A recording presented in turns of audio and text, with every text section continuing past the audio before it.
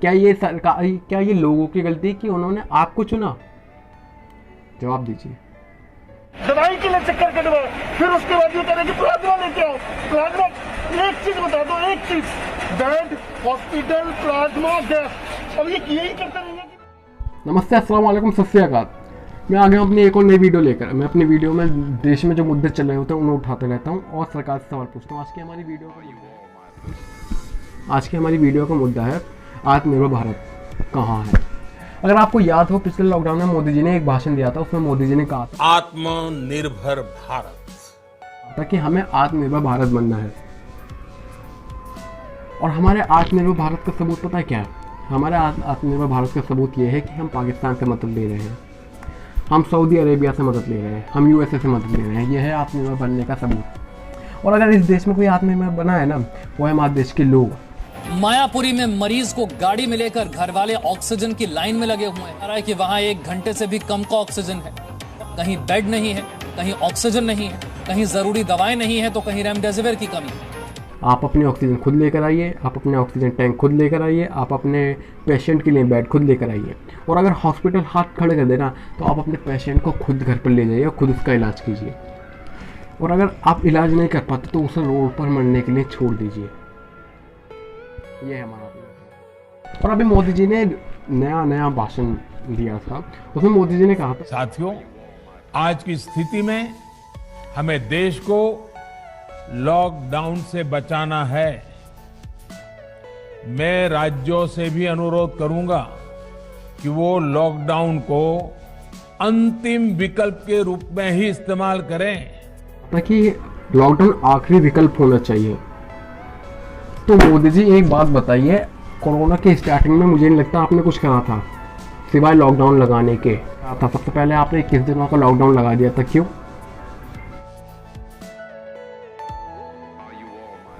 लेकिन हमें एक बात बताइए, तो ये अब आखिरी विकल्प क्यों है? जब ये सबसे पहला विकल्प था, जब आपने लगाया सबसे पहला यही विकल्प था, अब ये आखिरी क्यों हो गया? और हमें लॉकडाउन लगाने से बचना है, हम ही कर लेते हैं सब, सरकार का काम हम कर लेते हैं। हमने चुना क्यों है आपको? Democracy is the government of the people, by the people, for the people. हमने आपको अपनी सेवा करने के लिए चुना है। और अभी बंगाल में इलेक्शन है, मोदी जी वहां पे प्रचार करने के लिए चले गए। दीदी, ओ दीदी, दीदी, ओ दीदी, आप पे ये भाषा शोभा देती है? जिस तरीके से अपने भाषण में देश के प्रधानमंत्री, इस राज्य के मुख्यमंत्री, जिसको सब बहुत स्नेह से दीदी बोलते हैं, उस दीदी शब्द को किस तरीके से जो है हम लोग बंगाली में बोलते हैं टोन मारना या टिटकरी मारना या कमेंट देना जिसको कहते हैं, और कहते हैं दोबारा, मुझे ये कहने में भी शर्म होती है, जिस तरीके से, जिस अंदाज में दीदी, ओ दीदी, इस तरीके से प्रयोग करके दीदी का अपमान करना पश्चिम बंगाल की महिलाओं का अपमान है, देश के महिलाओं का अपमान।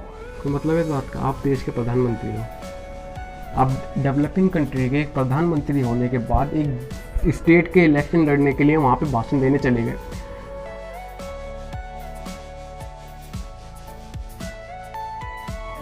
आप क्यों चले गए सर? हमारे देश को कौन संभालेगा? और मुझे लगता है आप अभी भी इलेक्शन के लिए बिजी हो, क्योंकि आपको हालात नहीं दिख रहे क्या देश के? दवाई के लिए चक्कर कटवा, फिर उसके बाद ये करें कि प्लाज्मा लेके आओ। प्लाज्मा, एक चीज बता दो, एक चीज, बेड, हॉस्पिटल, प्लाज्मा, गैस, अब ये यही करते रहेंगे कि हमारा क्या ये काम है? क्या हम लोग क्या चाहते हैं कि हमारा मरीज ठीक हो जाए? हम तो डॉक्टर के सहारे में चल रहे हैं, मजाक बना के रखा हुआ है। सारे न्यूज आती है, फलाने का फलाना मर गया, फलाने का फलाना मर गया, इस कांस्टेंट फेयर में वो कहते हैं कि कोरोना हो जाएगा यार। अरे कम से कम सुविधा मुहैया करा दो आप लोग। कोरोना ही होगा ना, क्या हो गया? कम से कम सारा बेसिक नीड, ये बेसिक नीड है। ऑक्सीजन है, ऑक्सीजन दूसरी क्लास में पढ़ाया जाता है, ऑक्सीजन क्या चीज होती है? ऑक्सीजन नहीं है सरकार के पास। 1 साल हो गया, मजाक बना के रखा है आप लोगों ने। मैं मुनीम आराम में, किसी भी हॉस्पिटल को बता दो ना आप मुझे। पूरे हॉस्पिटल में जाके घूमते फिरे, संत परमानंद में नहीं ले रहे, तीर्थ राम में नहीं ले रहे। कोविड दिखाओ, भाई साहब, कोविड की जांच कराओ, पहले कोविड की जांच कराओ। हॉस्पिटल को रात भर फोन करके ना किसी हॉस्पिटल में एंट्री नहीं कर रहा है वहाँ पर, फोन उठा ले यार। फोन भी नहीं उठा के राजी है। अच्छा तो हाल कर रखा, रात भर हॉस्पिटल में घूमते फिर। शमशान में और कब्रिस्तान में लाशें बिछी पड़ी हैं, कौन जवाब देगा उनका? कौन जिम्मेदार है उनका? क्या ये सरकार, क्या ये लोगों की गलती कि उन्होंने आपको चुना?